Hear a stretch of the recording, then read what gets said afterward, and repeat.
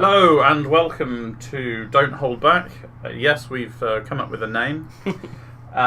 This is our second podcast. The first one was so popular that we had to do another. So this week we are going to be discussing artificial intelligence, a subject that we all find pretty interesting. And to be really honest, if you don't know much about this or you haven't looked at it, I think you should, because it's quite scary. Lots of avenues you can go down with this. Also, this podcast is not going to provide you with any useful information. No, that's a good point.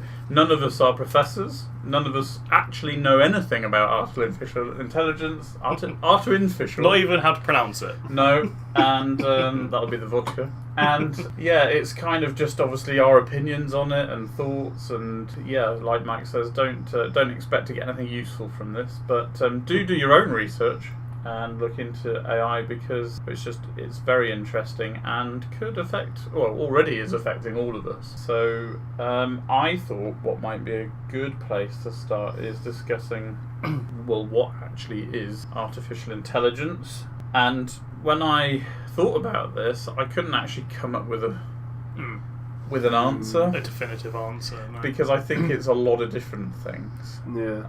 It can be the most basic form to what the idealist thought of AI is, isn't it? I mean, AI has been around in gaming, for example, for years. So just something that's programmed to react to how the information you give it reacts.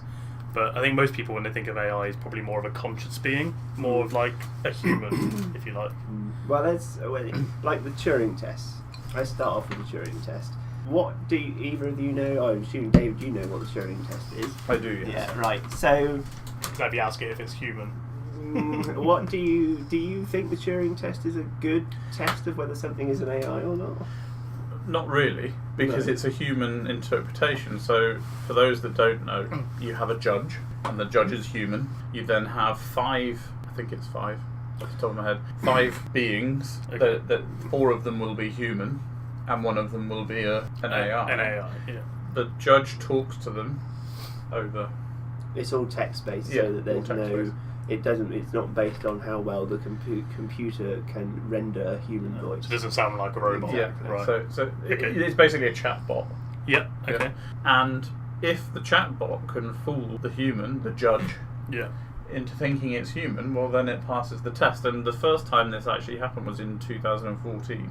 Oh, very recent. Then. Yeah, well, that's the first time a chatbot Convinced convinced judge. enough people. It's the So judge. there's more than one. So there's quite a few, and is it over 33% or something pass rate. So if it gets a third of the people to believe that it's a human, then it's Okay, so it's a sample group rather than a judge. yes. So is the group?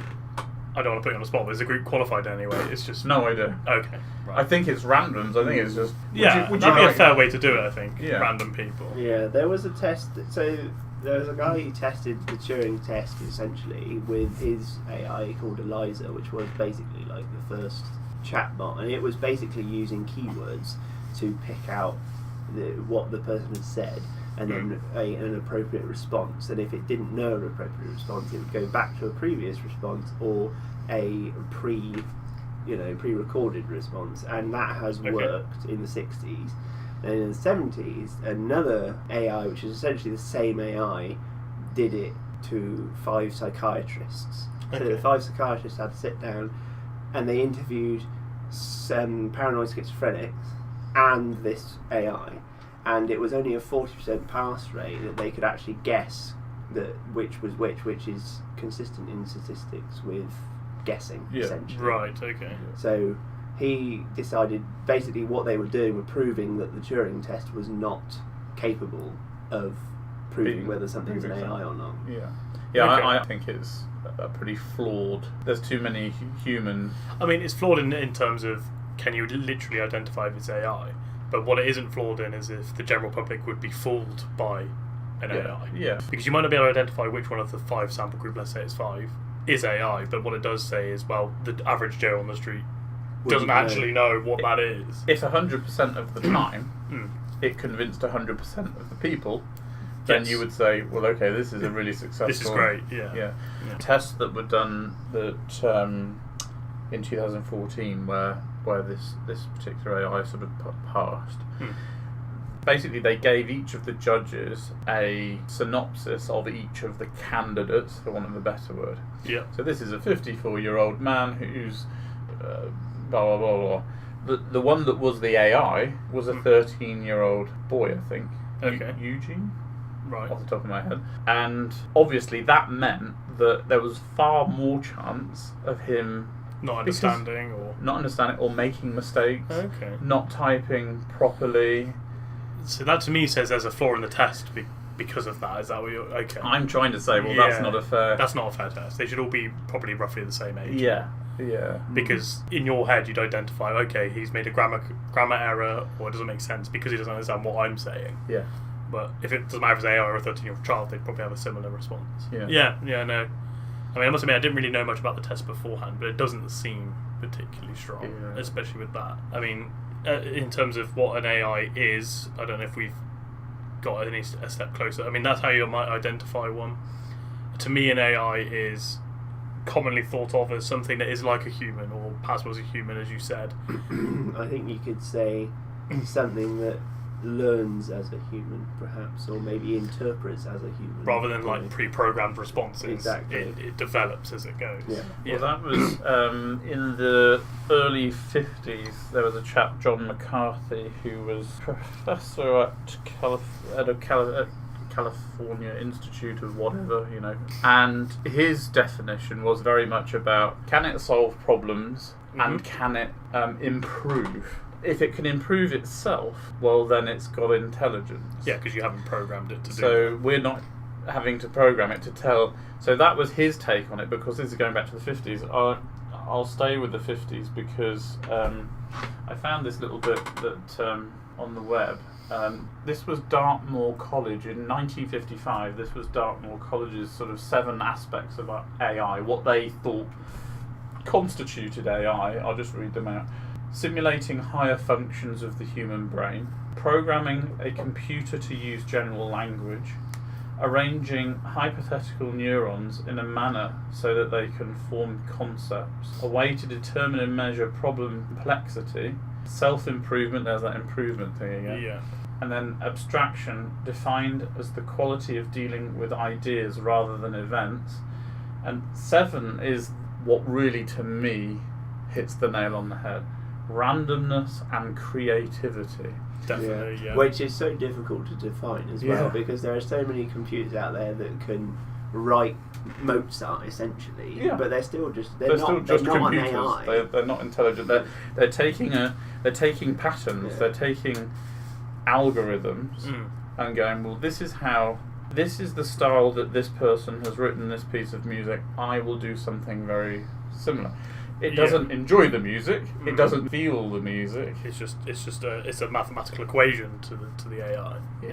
Or the computer. Yeah.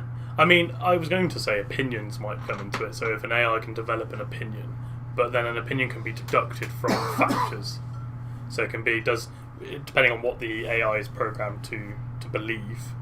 In which case, it would deduct what its opinion is. So I don't know if that maybe isn't a way of identifying AI or an AI developing.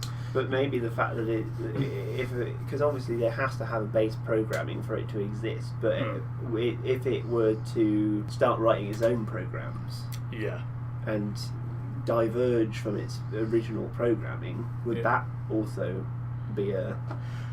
It's almost, to me, it's almost like... I think what you said about opinions there is really relevant, because it's almost like if you form an opinion on something, you've got to have a level of intelligence. Yeah, I mean, a level of consciousness. I almost talked myself out of it because, I mean, as humans, actually, we probably would function in the same way, in our opinion. So we have a belief. Take factor X and Y. Okay, X benefits me, blah, so I form that opinion of this thing. So I imagine a computer or an AI would work in exactly the same way to form an opinion. It'd be, this is my base programming. You've just made me kind of think, because a computer without AI can still make a decision, informed decisions with data. Right. So it collects data about a situation and then says, right, well, I want this to happen. But that's still not quite the same as an opinion, is it? No. Or an emotion. It's definitely not an emotion. No. That's a reaction because of being provided with data. And also, I suppose it's what it does with that data. So if a computer is programmed to do something with the data, well then okay. But if that computer's just programmed to take in the information and then it does something on its own with that information, that's where it becomes artificial intelligence. I think you're right. I agree, because I mean, like if, for example, it formed its opinion and then reacted to that. So, for example, humans get angry, but then after the fact go, why was I angry? It didn't make sense. If a machine took the information in, formed its own opinion, if you like, expressed an emotion, at that point, you're not in control of that anymore. Well, would it be like, say if, let's say your parents always voted Labour, but then you got older and, you always voted Labour yourself because your parents voted, but then all of a sudden you changed to voting a different party, because you formed your own opinion, that would be a good indicator, especially if its base programming had nothing to do with politics or whatever the subject matter was. I mean, obviously, AI. This is why I was saying I was finding it hard to decide what AI is, because AI exists right now. It does, in very basic forms. Every time you go on Facebook, Google, you use your phone, you are interacting with artificial intelligence. So, that's why when you use Google and you type in a search, Google uses information about you to decide what is best for you to see next. It uses algorithms to say, well, to make a decision, basically. Is always looking for this. Why don't I start shoving that in their face? And then you see it on other websites. Google tells me where I've parked my car without me wanting it to. I mean, gaming is a really good example of AI, because say you're in for people who don't know gaming, I apologise, but let's say you're in a gun game, a combat game, and you're playing a CPU or a computer-based character. They will react to what you're doing. So you'll run into a room, you'll aim, you'll shoot. They will make a decision based on algorithms to counteract that. In fact, there's a game currently, I can't remember what the name of the game is, but effectively there's a neighbour who lives opposite you. The aim of the game is to get into his house, collect objects, and get into a certain part of this house. His job is to stop you and find you. He learns every time you have a go. Right. And this is a game that's out now and you can buy now. And basically, so you go through the front door, you get so far, he catches you randomly. Is it just called Hello Neighbour? I think it's Hello Neighbour or Neighbour or something. And it gets progressively harder. Because he'll randomly find you, and then he'll go, right, I know he likes to break that window and go in that window. So next time, I'll set a trap, or I'll go there first, and then move somewhere else. And it just learns every single time. It gets harder and harder. And I guess that is a very basic form of AI. It's learning from its errors. But it has one objective, I suppose. That's why it's doable. Its only objective is to stop you getting there. So Isn't that the same with drones now? I saw this ages ago about, and what I can't remember was whether it was a factual thing I was watching or whether it was a fictional, this will happen in the future type thing. But from what I remember, it was something to do with drones being able to. Oh, that's what I've it was. since watched it. This is what it was. Yeah, it's a military grade drone, isn't it? Yeah. So this was drones using current technology. So face recognition. So like our phones have facial recognition and technology that we currently have and use every day. So it was fitting all this to a drone and then saying to that drone, right, your target will have X, Y, and Z characteristics, features. Off you go. And releasing these drones, and that was a real scary little video. It's scary both ways as well. It's scary if it's accurate, but it's equally scary if it isn't accurate, because if you could put X amount of characteristics in and it makes its own decision, and then, for example, if it's there to assassinate someone and has the opportunity to make that decision, if it gets it wrong, there's nothing you can do about it. Especially if there's hundreds of them in the sky. I suppose all the new vehicles that are coming out and have to judge whether they should brake suddenly, the new Teslas. Is it Teslas? I don't want to say a brand. Google car is going to be autonomous, isn't it? Yeah. And Tesla are making one, I think, Okay, Yeah. right. but I don't know. So yeah, they have to decide whether if you're on your own in a car or you're passing a family in a car, which one, Yeah. if there's an accident occurring. Well, that's a good point actually. Once a computer becomes an AI, do the 3 laws of robotics any longer? Well, you're going to have to refresh me on those. There's one not kill So, people, I'm yeah, pretty sure. basically. Yeah. So no harm To humans. to humans. Thou shalt not steal. So what was it? You've read It the was- wrong book. Oh, is it? It was so there was. It won't harm a human. Yep. It won't harm itself, and something about I don't know Asimov's 3 laws. I'm It's pretty sure I currently- saw iRobot was the last currently one I being had. googled.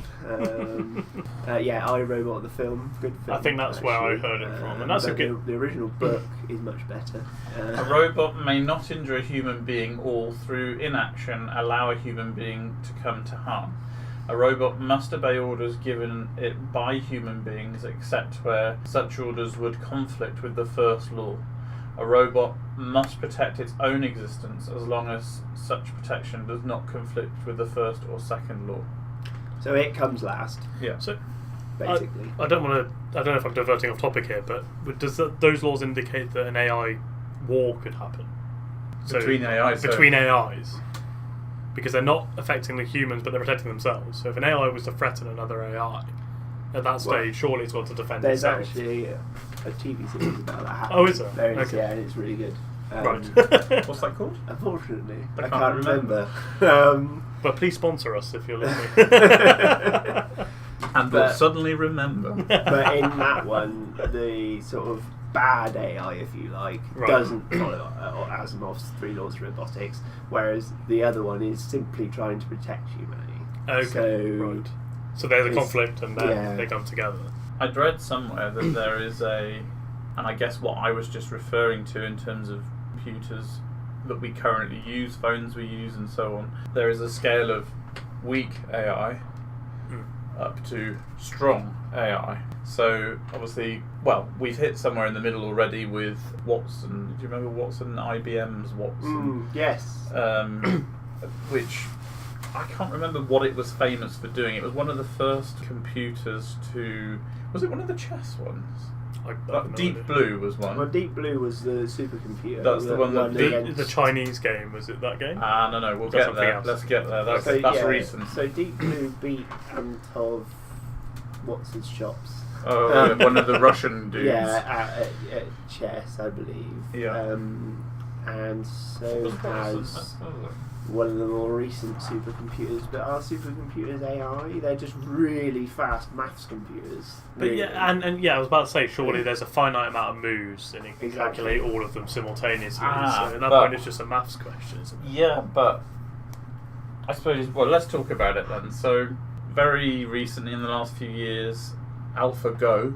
It comes from Google's DeepMind project, Okay. which is part funded by Elon Musk. AlphaGo was developed to play the game Go, Right. which is this The Chinese, game, Right. which is apparently the most complex game on the planet. And what's the most complex part of it is there's a lot of. I mean, I'm saying this, obviously I don't know, I've never played it. Mm. I'm going on what I've read Yeah. and what I've heard. So apparently what's very complex about it is there's a lot of reading your competitor. Like a game of poker. You know, you're trying You're to talking my language now. and of course, being a Chinese game, a lot of their games are all very about strategy, Yep. all that kind of stuff. So is this. So this AlphaGo thing is the first AI to win against the Grandmaster Right. Okay. of this game. So what's amazing about that is that it's not just a maths that you've got to take into. You've got to factor in Your the other opponent. person's Yeah. what they're likely to do. Right. Question. Yeah. Surely the AI has an advantage there. Because the human can't read a computer. Because it doesn't have an emotion, Yeah. or is it a humanoid machine, or is it a program? I think it's just a I suppose it program. doesn't matter either way. So yes, you're probably right.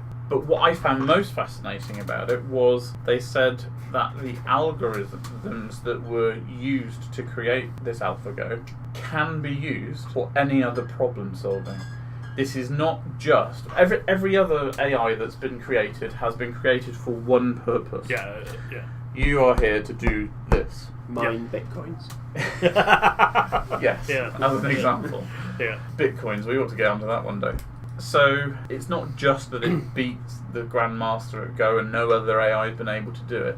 It's the fact that it's developed the algorithms to be able to use its solving capacity to put that to other issues. Right. Which is a very human trait. Which is a very human trait. Like an engineer is trained in mechanical or whatever, or electronics or whatever, but generally speaking, they are a problem solver. Yeah. Right. I'm not expecting you to know this, but I'd be curious to hear how this machine realises the issue as well. Yeah. Because surely you've got to tell the AI that you're now playing Go. Yeah, I mean, for example. Well, this I don't know. You're right. Yeah. But yeah, I'd be very interested to be hear interested that. to. Yeah. We need somebody who knows. Anybody out there listening that has the answers, come and speak to us. We'd love to get you on the show and talk AI. Maybe we could get Will Smith from My Robot. yeah. Well, he'd I'm be sure he's an excellent, expert, wouldn't isn't he? he? Yeah. So, I mean, he'd beat those robots. He did. Which brings us on to a question of, is AI dangerous? Good link. I like that. Segue. Good segue. Yeah. Well, I guess depends who you talk to. I mean, I think most people are sort of agree that. Basically, we've all seen Terminator. I think most people agree that anything that is more intelligent than us, there is a risk. Yeah, I mean, this has actually played into my hands a bit because the only research I did is watch a couple of videos, and they were about this. And basically, I watched a couple of TED Talks, which might be linked below. It depends. But basically, they said that ultimately it's dangerous. I mean, in the same way a human would be dangerous. So it's a matter of volume. So if you had one, well, it's not even a matter of volume. So any AI, if it's truly functioning as a human would function with unlimited decisions and adaptability, of course it could be rash and make a bad decision like a human would. Yeah. So but it very much depends on the base programming. So what's their ultimate goal, and you have to be very specific with their ultimate goal. Because if you leave it open to interpretation, the AI's programming will develop badly. And I imagine there's a lot of films of a similar vein. Probably, yeah. Like protect all humans, but then the machine decides that humans are the issue, and then that's the end of humans. Yeah, I mean, the problem is as well, it can be even simpler than that. If the AI is running its optimization program and it wants to get rid of a certain, problem, a bottleneck in its optimization, and it turns out that that's humans, then we're screwed, basically. Actually, the example used in the TED Talk I watched was, let's say the program has the objective to make humans smile. That's its only objective. And rather than doing something amusing and making the human smile that way, it might physically make you smile. So with whatever components available, electrodes make you smile physically. And that's its interpretation. And if a machine has interpretation, and it has an objective, it will do whatever it can to, as you say, optimize it and get to that objective as quick as possible. And possibly without remorse and without... It's like, for example, I mean, there are, believe it or not, there are sort of AI vehicles wandering about the States. And they're like... in fact, there was a petition in... I've been there. Las Vegas. No, the other one. Arizona, California. San Francisco. San Fran. So there was Nailed it. there was a petition.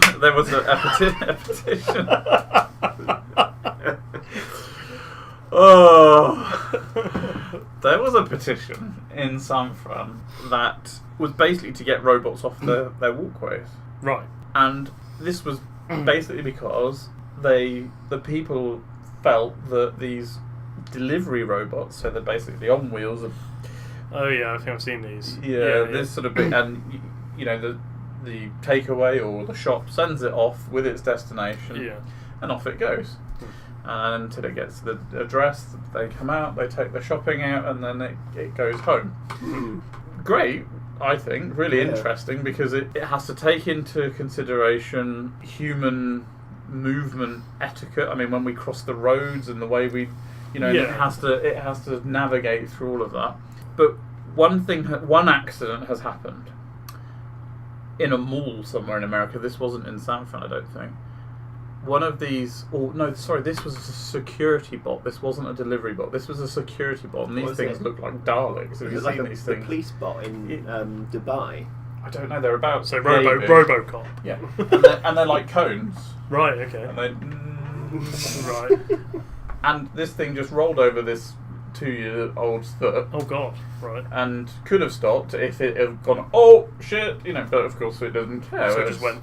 Yeah. My objective is to go over there. You're in my way. Straight over this kid's Well, that's the foot. programmer's fault because he obviously didn't But is program that- Amazon's Oh, free but is it, laws. or that- did it decide? At the risk of repeating ourselves, though, is that an AI?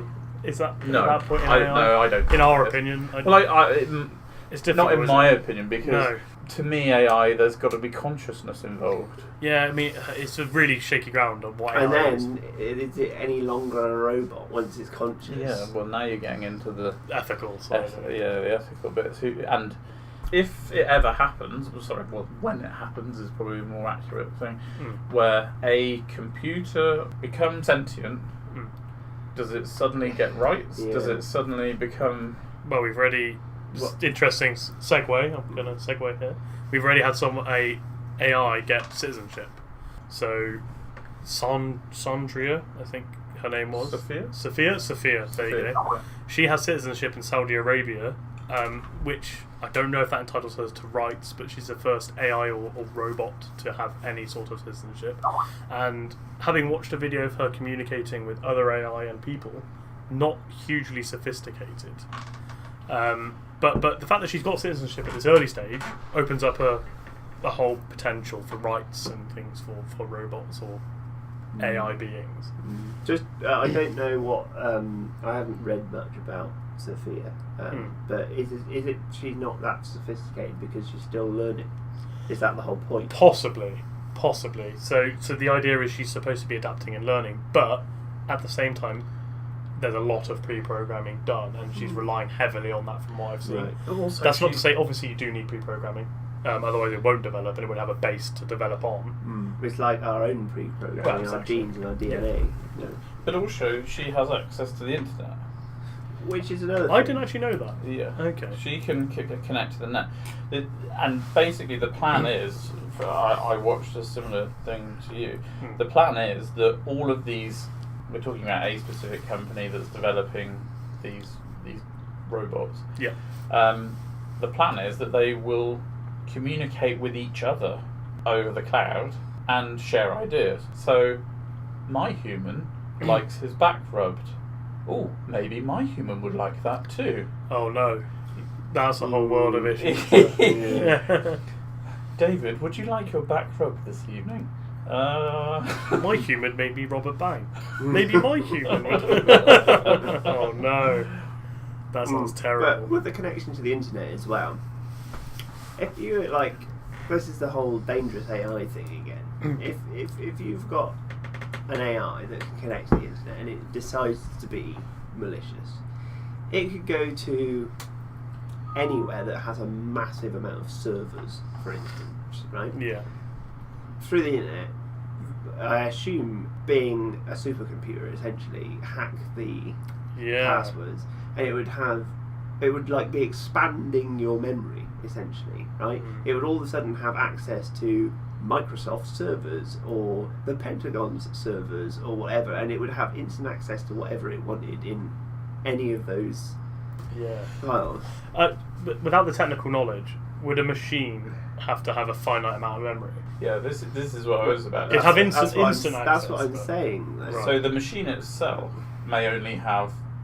Oh, but I don't because know. it's cracked the password. Because it has access to the internet, it can physically take over other machines, I'm with you. i.e. other servers. So basically it would have the power of the processing power and the memory of any machine Because they're connected. effectively combined. Yeah. Okay. Yeah. So, for example, power grid off.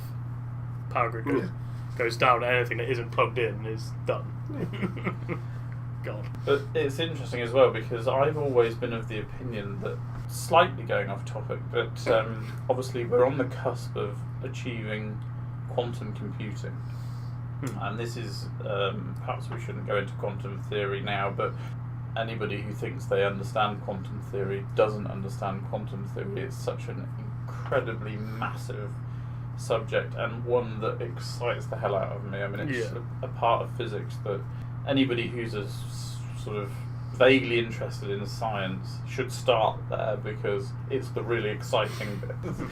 But anyway, so we've created very, very, very, very tiny. I'm not exactly sure where we've got to. When I was last reading about quantum computing, we have created these tiny computers that were literally a few cells big. You know, the atoms. They were a few atoms in size, nanometers. But still, we're able to do simple maths. So when you come to actually building a full-sized quantum computer, you are talking about something that has the ability to solve every problem.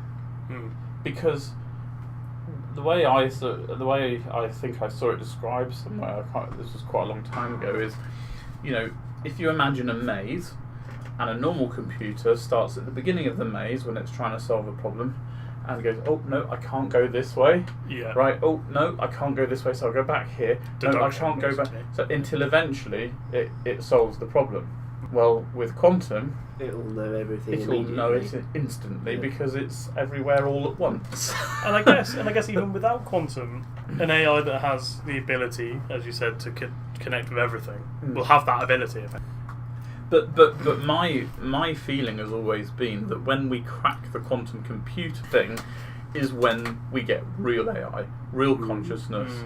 You know, that I think is going to be the turning point where suddenly, I mean, we're talking about the singularity in effect, aren't we? So the singularity, I've been confused over its meaning over the years. So I think film has made it about the fission, if that's the right word, the splicing of humans and technology. Fusion, better word. I think the real meaning is the exponential growth of intelligence that becomes the super intelligent computer. So it's this sort of this gradual, and then boom, we have this super computer, super intelligence, and of course when it gets to that point, it's surpassed us significantly. It's surpassed us, and it's at that point that we then have to worry, because we're no longer its master. You can't. How can you box that? How can you control that? Control something with an even better one. Yeah, but that's also like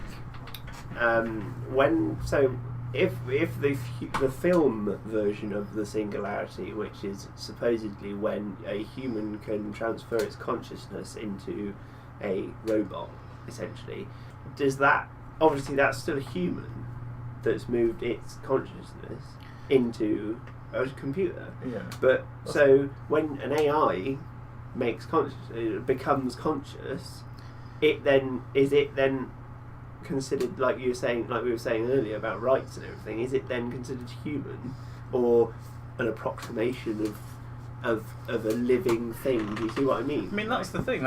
What makes it artificial? Yeah.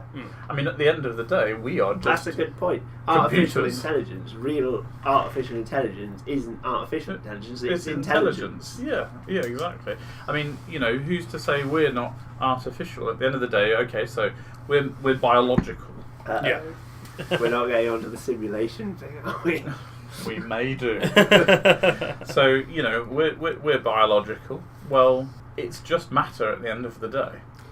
So what makes it, you know, we're at the moment, this little mic attached to my computer is listening to us. If that was an intelligent, sentient thing, what makes me any more intelligent or rightfully intelligent than it is? Why is it artificially intelligent? Yeah, I guess if you boil it down, it's because we created it. Well, there's a big question mark there, isn't there? I knew that would. Yeah. There's so many avenues you could go down because you could. Were we created? Were we created? Exactly. Are we a simulation? Are we a simulation? Are we a holographic simulation that is being projected from the... Well, maybe that's what they're waiting for. Maybe they're waiting for their artificial intelligence to create its own artificial intelligence. Yeah, exactly. Once we've done that, They'll just go, all right, we get a prize. flick the switch, and it's off. What concerns me about AI is when it goes from practical to just a power move, I guess. Yeah. So we can use AI. AI is useful, and we do use AI now. But when does it go from being benefiting us to they are alongside us, effectively? Yeah. Well, that's like, yeah, I mean, all scientists, I guess these days, could be considered explorers, right? So one of the main goals of a scientist, let's say, is to further humanity in its exploration of the unknown. Like, so if your field is artificial intelligence and robotics and so on, then you want to push that as far as you can push it, right? Yeah. Like CERN, for example, with the Higgs boson. There were, obviously there were massive dangers with doing that. They didn't really know exactly what was going to happen. They had a really good idea about what was going to happen. It should be fine. Yeah. But they didn't know. No. So, but as a scientist, you are modern day explorers, right? You are pushing your field to its limits. Yeah. So, from that sense, is that just doing it for the sake of doing it, like with that massive danger? Yeah, what's the objective? Yeah, exactly. Where's the line drawn as a scientist? Is there a line as a scientist? Well, that's really hard to say. I mean, I'm guessing not when you consider the atom bomb and other things. Yeah. War seems to have a massive impact in science because war needs things made. Exactly. Yeah. I mean, like, I'm not going to get into this argument right now, but the Americans claim that Hiroshima and Nagasaki shortened the Second World War by 5 years, supposedly. But the damage that the two atom bombs that they dropped to achieve that has been causing cancer and other problems for the last 70 years in Japan. Yeah. Justified? I don't think so. No, probably not. Um, I mean, it's so hard to know, isn't it? You know, these people make decisions at a time because they think it's the right thing to do. I mean, yeah, and I mean, at the end of the day, the was it Heisenberg? The Heisenberg project. They were doing it well, they claimed to be doing it in defence of the United States or the free world. Yeah. I don't know about that myself, but I think that's maybe a subject for a different podcast. Probably. But it's like, you know, Elon Musk, who, for those who, we've talked about him a couple of times already, I think, but for those who don't know who this chap is, he is the owner of, or one of the owners of PayPal. He started out with PayPal. I think, with Donald Trump, of all people. Yeah. I didn't know that. I really didn't know that. He also owns Tesla Motors, along with SpaceX, and probably many other. He's probably invested in many other companies. He has put an incredible amount of money into researching AI along with Google, and they have their DeepMind project. In fact, John, I think I'm right in saying that DeepMind was originally a London-based company, or a UK-based company at least. That was a university company? Yes. And they sold DeepMind, but made sure they stayed on as the main scientists working on it, because they were sort of, you know, the top in their field of AI and blah blah blah. Sure. So that's who Elon Musk is. Many people compare him to a sort of a. They based Tony Stark on Elon Musk, and he had a cameo in Iron Man, because they were using Tesla's factories as one of their sets. So Elon Musk said, "Well, do you know what? You don't need to pay me. Just put me in the film for a little bit." So that was but Tony Stark, Iron Man was based on Elon Musk. Only I think perhaps Tony Stark is a bit more of a, I don't know how to, like, arrogant. Yeah. Don't know. I like Musk from what I see in the press. He seems okay. I've seen a couple of down to earth. interviews. Who knows what his actual objective is, but he seems on I mean, the face of it. I really like what he's doing with batteries at the moment. Yeah, I mean, he's solar. trying to make lithium-ion batteries as cheap as he possibly can, and with the best technology he possibly can to make them last as long as possible, and all this sort of stuff, so that he can effectively make renewable energy official. Yeah, like we don't no longer have to rely on dinosaurs essentially to burn them and make our energy for us. Well, it's crazy to think, with all of the technology that's out there today, that we are still having to do that. I find that it's astonishing, and not just in that field. There are other things that I think to myself, are we really still doing this? Yeah. And you could easily say it's a conspiracy, couldn't you? Well, yeah. Well, there's the whole free energy thing, and to just steer us back round to AI for a second. Yeah. So it was Elon Musk had a small argument with the chap who's in charge of Google's DeepMind project, Right. and they were actually in Tesla's canteen at the time. And they sat down and they started talking. And Elon basically said to the guy, "Hey, well, I'm doing Earth's most important project right now. I'm trying to get people to Mars. Right? I'm trying to get us to colonise the rest of the solar system." And the other guy turned around and said, "Well, actually, I'm doing the most important project right now. I'm developing an AI." Right. So they had big disagreement about it. I don't think it actually ever went. I don't think they hate each other. they didn't have a full-on there was no fisticuffs. brawl. No fisticuffs, but Cage fight. basically Elon voiced his opinion, Concerns. as it were, his concerns about AI. He's not happy about AI. Well, the quote that I heard was from Elon Musk. With AI, we are summoning the demon. That sounds pretty good to me. That's his. That's But how he's phrased actively it. pursuing He's actively the development. pursuing it because He wants to know what's going on. he wants to be there. He wants to be the man. He wants to be there with an axe when it rears its head. He's Dave to their Hal. exactly. 2001: A Space Odyssey. Yeah, The reference. reference. Thanks, guys. I can look it up now. What do you think you're doing, Dave? That quote you keep saying to me in the office. Yeah. I gotcha. Interestingly, there's another company that Musk is. I only learned this today. I'll own up. I only learned this today. That Musk is involved in, and that it's called Vicarious. The purpose of it being to build a computer that can think like a human. Musk is a big investor, so is Zuckerberg, Facebook, Right. and Ashton Kutcher. Ooh, That's, Lenovo. Butterfly effect. So I read You've been that. punked.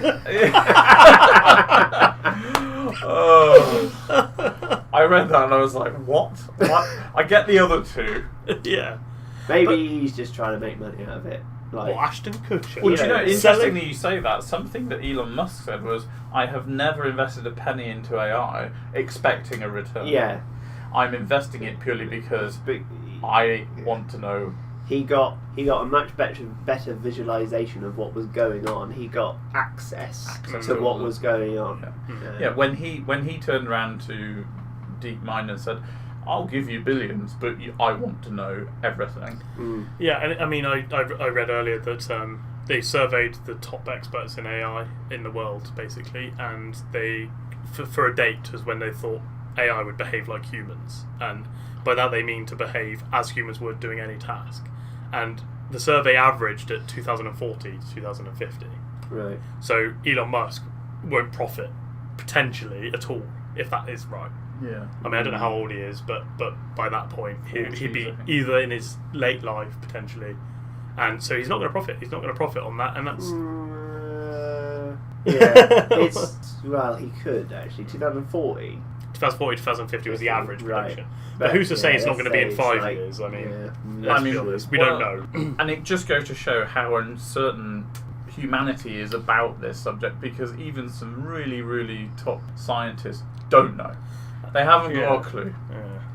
You know, they do not know how soon we will. I mean, I actually think, in terms of the whole sort of like a human thing, I think we're way off that. I don't want that. I don't know about you, but I don't want AI to behave like humans because I don't trust humans. Well, that's the thing as well. I don't like a human. As soon as an AI is able to learn like a human, if you like, but also has access to unlimited memory and storage, it becomes way beyond the human. Yeah, and especially if it can look convincingly like a human. Yeah, that's the worst thing. Androids. I don't trust, like, the humans are in charge now. If a machine is in charge, or has the ability to be in charge, I'm more scared and worried about what we've got. That's why I think there needs to be restraints, and I'm happy with the level of AI we're at. So would it worry you if we brought AI into the workplace? Well, yeah, because I lose a job. I mean, move to Finland. You get basic universal income. You don't have to work if you don't want to. At the moment, until AI gets in control. No, that's just the it. point. The AI can do all the menial tasks. Do everything. I see. We just sit back. Do you know what? Actually, there is a computer game called Stellaris, and they have just introduced a new faction. So you are trying to control a sector of space. Essentially, right. So you can move about in a solar system, then to other galaxies, basically, and you do this through strategic invasion of other planets or diplomacy. Okay. And you can be humans and like other alien races. They've just introduced 2 AI factions, right? One AI faction has wiped out their humans, right? Oh. The other AI faction has artificially enslaved like their humans, because what they've done is they've gone, our creators, we must keep them safe, and they've locked them away in like these little pleasure rooms of like visual, VR, essentially, and so humans on that planet are never seen anymore. They all just live away in VR, being kept alive by their AI. So when you say AI factions, are they? Is this a plot point, or are they literally AI? No, that's what they've decided to do. It's a plot point. Okay. It's a plot It point. would have been really interesting Would if they that were have been so real cool? AI. That would have been so That would have good. been amazing. Oh no, that wouldn't make sense. I was about to say what would stop them simulating humans and simulating AI, letting them go at it, but the humans would be AI. So I mean, essentially, the VR thing is the Matrix. Yeah.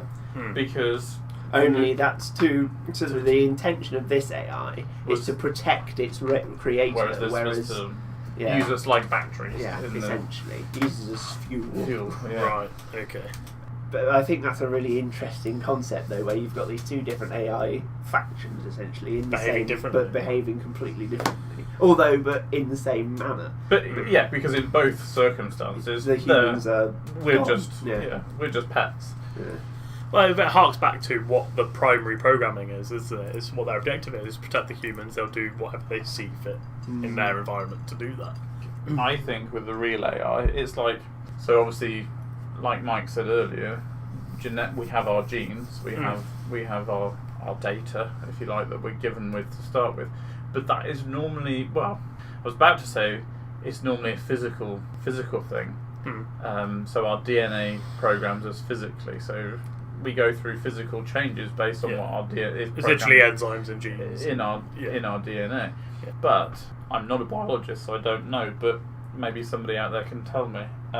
Is it also about character and personality? Does our DNA, or is that? To me, I feel like my character and personality develops as I go. Nature versus nurture. I'm by no means qualified, but when I did my medical diploma, very low level. Oh, here we go. Very. He always bangs on about this. It was sport. That's my degree for the audience. It was my BTEC. But basically, in essence, your characteristics and your personality is influenced by your DNA, but it's mainly environmental. So certain molecules, enzymes, and chemicals can make you be angry or make you be, but very basic. So like, I might have a genetic tendency to be angry because my dad's angry, but that doesn't mean that you're 100% going to be that way. So, but with a machine, it's literally data, and I guess that's the difference. Is you can almost tell it to be. What really worries me is not so much if they were exactly like humans, they would just fit into society exactly how we are, so that wouldn't be an issue. What worries me is that if there's a malicious creator who says, right, I'm going to restrict this part, but allow the rest to be like a human or artificial. The person who creator's creates key. it to me, Mm. well, it doesn't worry but me. No, that's the thing. It's the AI that worries because me. the whole point is once it becomes an AI, its original programming shouldn't matter. It's defunct. Yeah, Right, that's what I was I going see what to say. you're saying. It It's writes its own programming. well, after its that, programming essentially. is writing. So can you restrict that at all? So Well, I don't know. I'm not a programmer. no, Kieran. what I mean is if someone was like, I want to create an AI army, so I'm going to stop it from its main objective is this, but other than that, it can decide what it wants to do tactically or with movement, I don't know. that sort of thing. Well, let's instead of AI, let's call it. I want to create an intelligent army. Okay. So what we've done with humans is we've turned them into robots, near enough, Through training. Yeah. But I think a robot could just go, well, what the fuck am I doing this for? Mm. Yeah. You know, and turn around and say, well, actually, do you know what? I'm much stronger than my superior. Why should I? When you're a human in the army, you know there are severe consequences to you going able. Well, if you are, let's say, for the argument's sake, a Terminator, Stronger. you know, and you know that you can wipe out Hundreds of thousands or whatever, yeah on your own, you're going to go, hang on a minute, why am I putting myself in danger of getting nuked?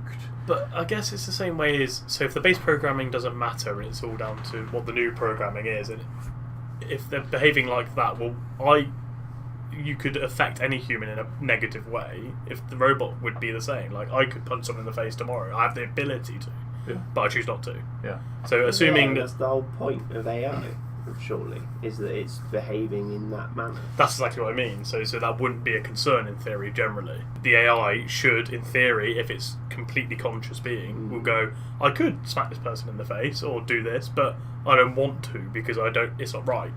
They have morals. But that's the point. Does an AI get morals? I don't know. I don't know. This is the whole debate. this is the whole debate. thing, and this is the problem with the singularity is nobody knows what's. Everybody not everybody. Most scientists agree that at some point the singularity is going to happen, and it's kind of nobody knows what's going to happen. When something passes all of our tests to say that it's conscious, it's a being that's having its own thoughts, doing its own, doing its own thing. Yeah. How do we know? We don't understand our own personalities. We don't know.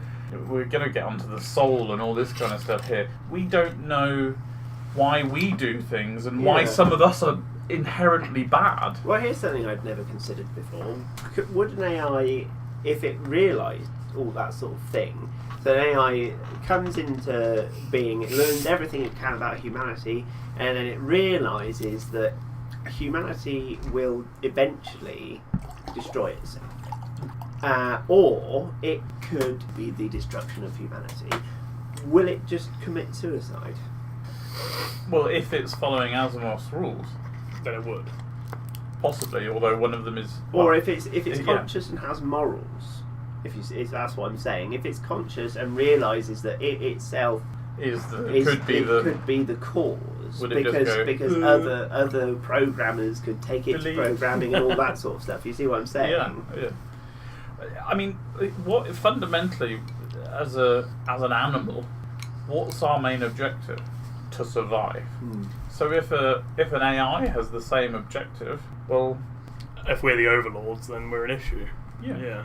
There is a thought where, and I don't, somebody, it may again be Musk, somebody has sort of said, well, we need to get to the point where humans and robots converge as quickly as possible before the singularity, because otherwise we're going to get wiped out.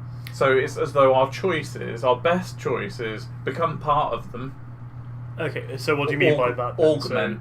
So we are connected to them in some way. So that we move our consciousness. So me as Michael as a person gets moved into a machine. Right. Okay. I mean, I saw something today that was similar, but so basically there'd be an implant put into a human in order to be able to mentally control an AI, right? If and when it wanted.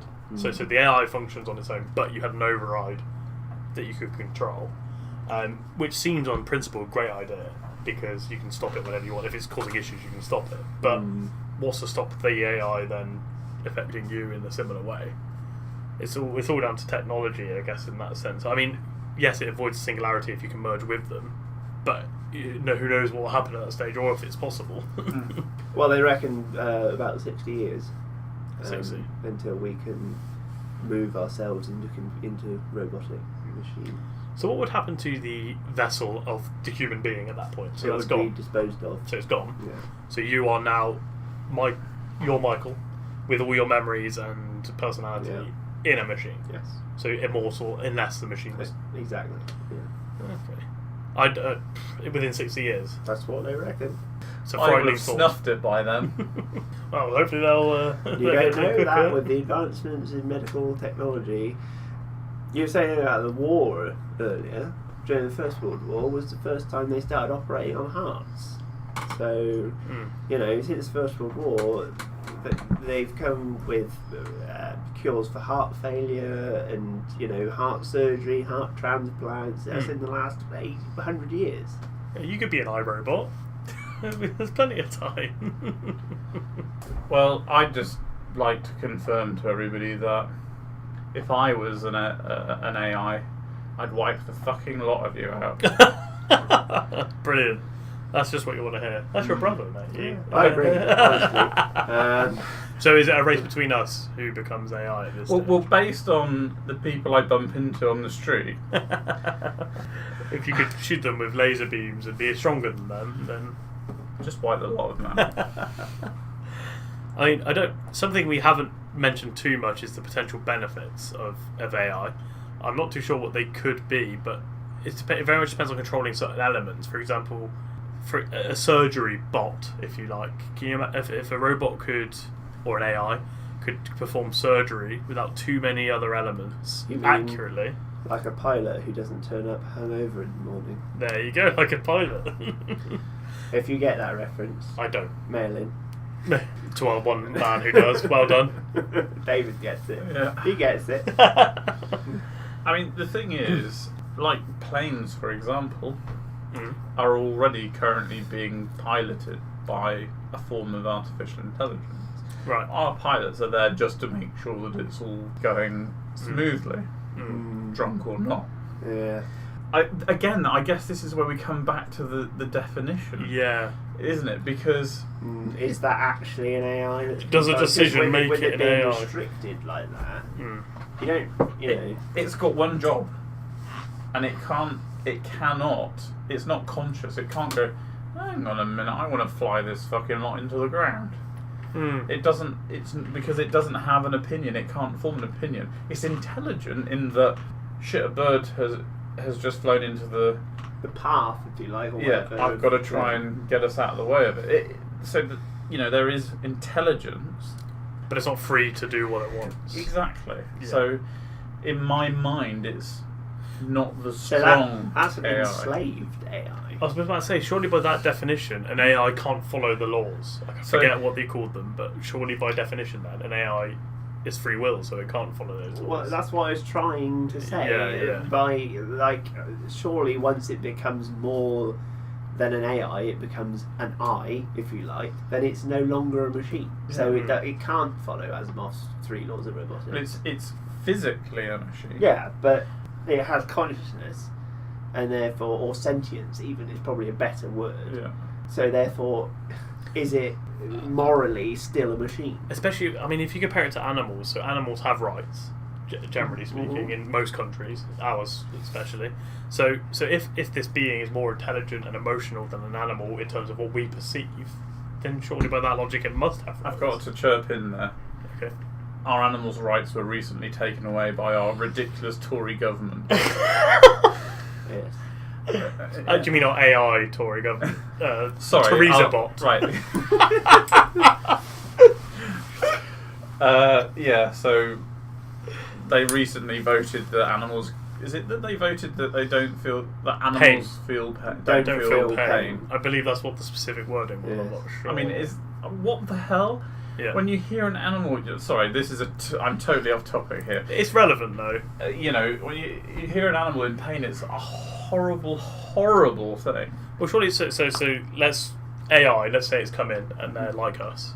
If a government, let's not be specific, votes that animals don't feel pain, surely they'll vote that AI can't feel pain, and therefore within our society right now. This is the difference between politics and science, isn't it? But technically, an AI can't feel physical pain unless you give it the neurons, the nerves to yeah. feel it, the nerve endings to feel it. So but then you could argue there's an emotional pain. There's an argument that humans don't technically feel pain. It's an evolutionary trait, so it's only because we perceive it as an issue. So if we gave an AI programming to think that harms me, that hurts, well, that's exactly the same as us. So we're not giving it programming. What we're doing is we're connecting its brain to sensors, and we're letting it decide. But that's exactly the same as us, except ours is biological. Yeah. So exactly. Our brain perceives our sensors, our nerves as that's going to damage me. Hurts. That's what I'm trying to say. Is that's a different issue. That's politics versus science. Oh no, I totally agree because so politically, if you like, no, robots don't have rights. Right. Because but they're not scientifically, humans. If an AI, like we're saying, if you rip out an Ethernet port or something. Oh, you bastard! Exactly. and it's going to perceive that as a problem, right? Or even worse, if you stick something in its Ethernet port. Oh, it's a good thing I donate to AI Trust, otherwise we'd be in trouble. It is what we're saying here, that going back to Mike, you saying about us enslaving AI.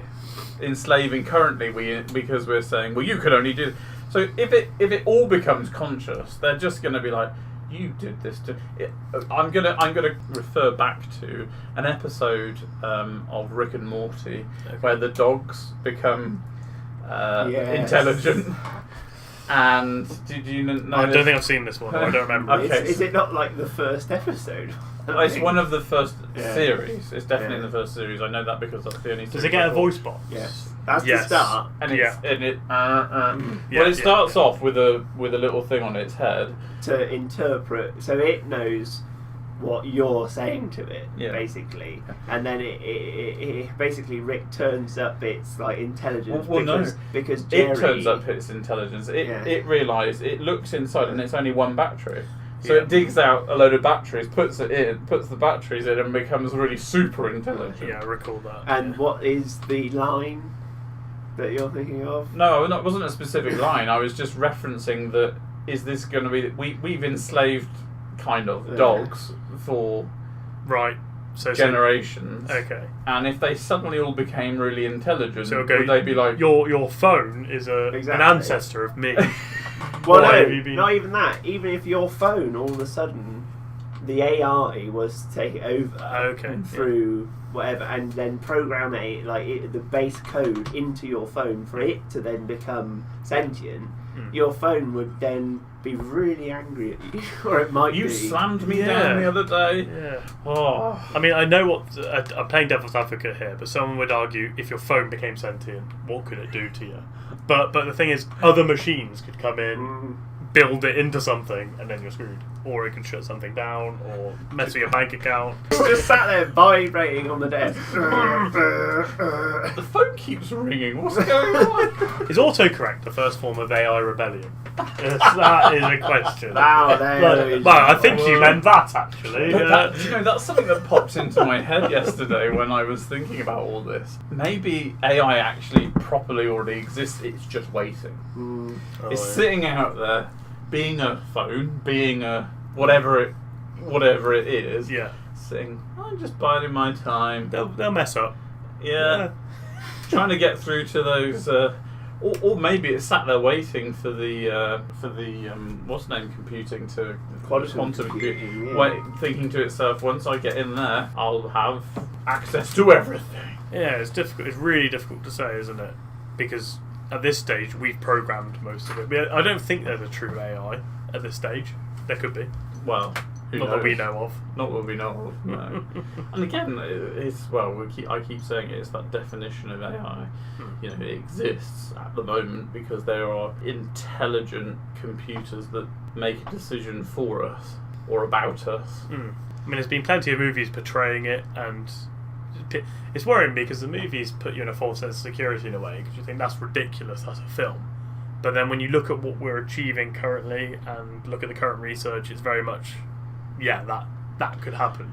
And It's feasible. I mean, I think there are quite a few films like that. I mean, that was the big thing, probably. I don't know if you guys were old enough to remember this, but do you remember when the first Jurassic Park came out? Yep. I've seen it, yeah. So when the first Jurassic Park came out, it was a big thing in the news that this could actually be possible.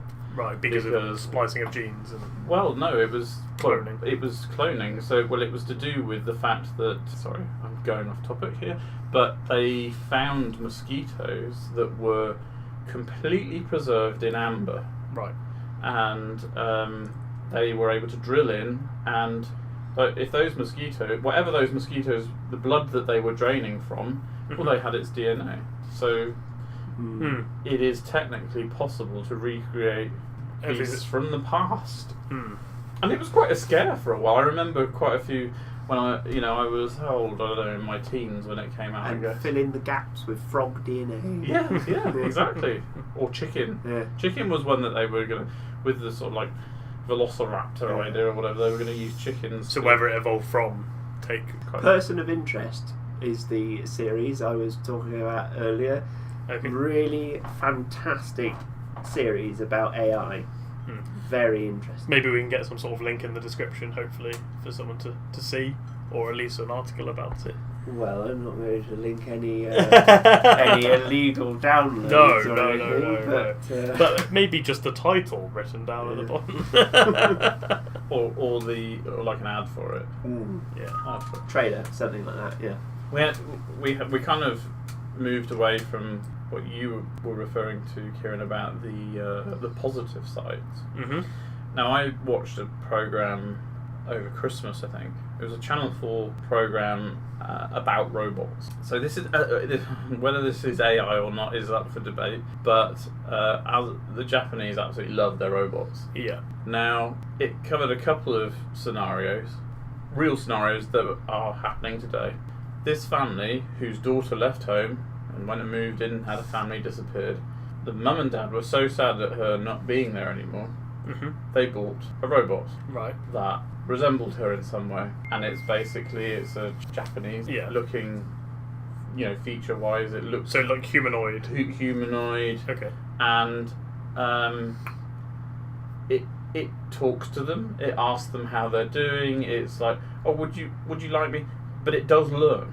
So the way that the mum likes her table laid or whatever, it knows. And So this girl's gone missing, and that's why. No, she's just left home. Oh, she's left home. She's just gone. This sounds very similar to a Black Mirror episode I saw years ago. Oh, right. A couple of years ago, and it was basically this girl's. I think. Sorry if I'm wrong, but basically I think it was this girl's boyfriend or fiance died, and they put his conscious and being into a machine that looked exactly like him, and behaved like him and reacted like him.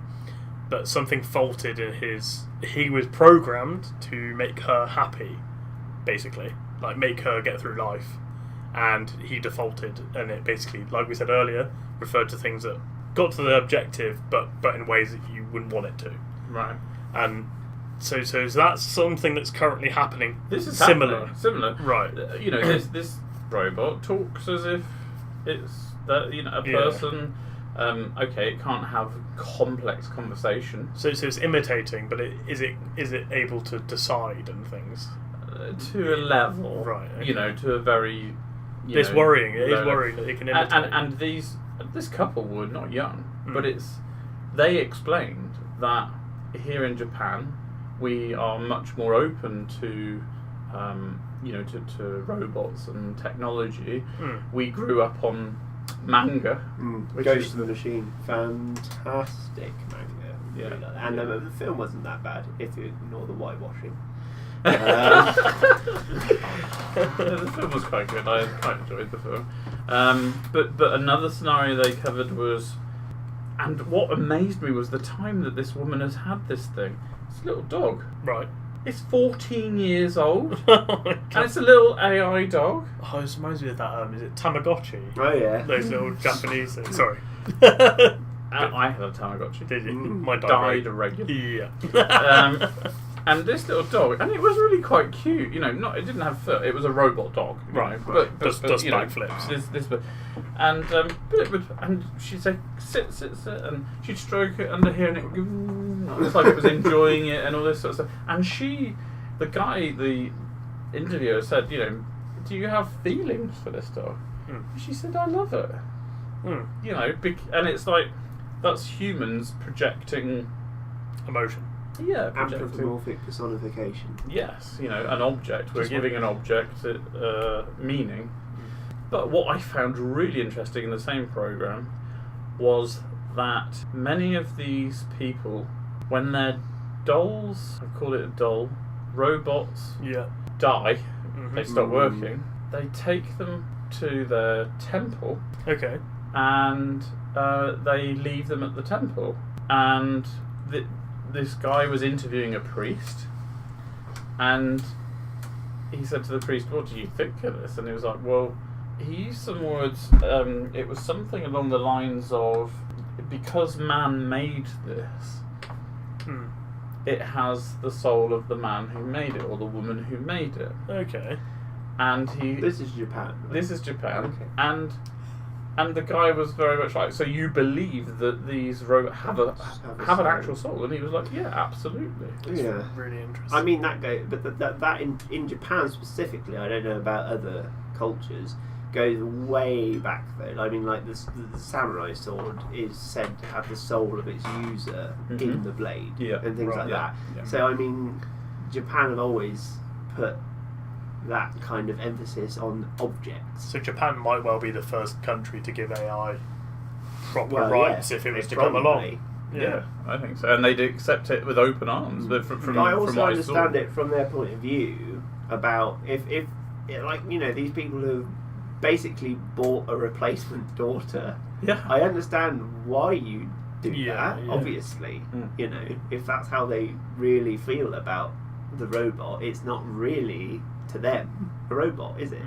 well, no, but they did keep continuously saying, "We know this is a robot. We know this is not our daughter, When they pull themselves out of that situation, but she's cute and Yeah. she's lovely. She's great to talk to. She's another presence in the." Even within our culture, we do it a bit though. Like some people in their cars, they give their car a personality Yeah. and see their car as character and personality. So I don't think it'd be too long before we were like that if AI came to Yeah. England, for example. And that again, that's the ghost in the machine. Like that's what Isaac Asimov said was the ghost in the machine. Was if your computer, you have to give it a tap on, you know, to Mm. boot it up in the morning. It's a bit of and character. It's, Yeah. that's, there's something in there that isn't quite mechanical. Yeah. There's something in there that's a bit moody.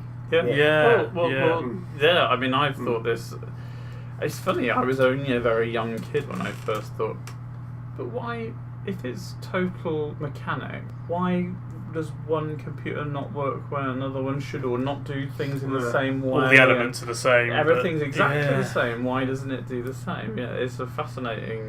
The only time I've experienced it properly is with cars, I must admit. Yeah. And I'm not a car person, but like my original first car, I thought I had character. I thought I had little quirks, and I had an attachment to it. Your Now, second one certainly has. My So- second one, my second one breaks down all the time. It's stubborn. Well, I got a German car, didn't I? So Well, you got a BMW, which is literally known as the unreliable German car. Had you got any other? but has character, and if it ran for president, I'd vote for it. In terms of AI. But- so this is all being recorded. So when your car becomes sentient and it connects to the internet and hears what you're saying about it, it's going to smash you into a wall. Well, no, I'll be deputant. I trust in my car. I, for one, welcome our robot overlords. yeah. My toaster's a great guy. Reference. But yeah, I mean, I don't think our culture would take too much convincing if they became AI. I think there's elements of it now, and they're with just general objects. We're taught to do it from a young age. Here, have this teddy. Well, yeah, exactly. You know, and Yeah. I mean, I being a bit of a soppy kid, I loved my teddies, and I would sleep on the floor and put all my teddies in the bed. Oh, there you go. And imagine if your teddies had some form of intelligence. It would be very easy to convince you of anything, really, at that stage. So, we've been going for nearly 1.5 hours. Yeah. I don't think we've come to any conclusion. No. Not at all. But that's going to be a common theme. We're not qualified to come to a conclusion. No, exactly. I think we're all very similar in our opinions. I think it's a worrying thing. We don't really. I think it's the same for everyone. You don't really know what's going to happen. But I agree what you're saying though about, like, you know, pilots, surgeons, drivers, and all those sort of things could potentially be really beneficial. But is that really Is that AI? exactly? I mean, So- by all means, if you're in the Facebook group or if you listen, let us know what you think. I mean, it would be beneficial. Is it AI? What do you think? What sources do you have? It's really up for debate. I mean, even the top scientists don't know. So how are we going to know? Yeah. We are on SoundCloud as well, in case you prefer listening to podcasts over there. And we're trying to be on iTunes. When I've got the intelligence to work out how we upload to I need a bot to do it. Have you not asked Podcast Bot? He knows how to do does it. he? Brian. Yeah. Old Brian. He doesn't like us though because he's got a conscience, and he said, "I don't want to work with you lot." Yeah, So- well, that's fair enough. I wouldn't want to work with us. And on that bombshell, I think we're sort of there, are we? Yeah, I reckon so. Yeah, don't hold back podcast. Join our Facebook. Let us know what you think. And what's our next topic? Do you know off the top of your head? Ooh, I think our next topic is David Icke. David Icke. So what we're hoping to do is provide sources and information on that. If you have anything to help us for the next podcast, put it in there and listen to us next time. Yep, that's better. That much better.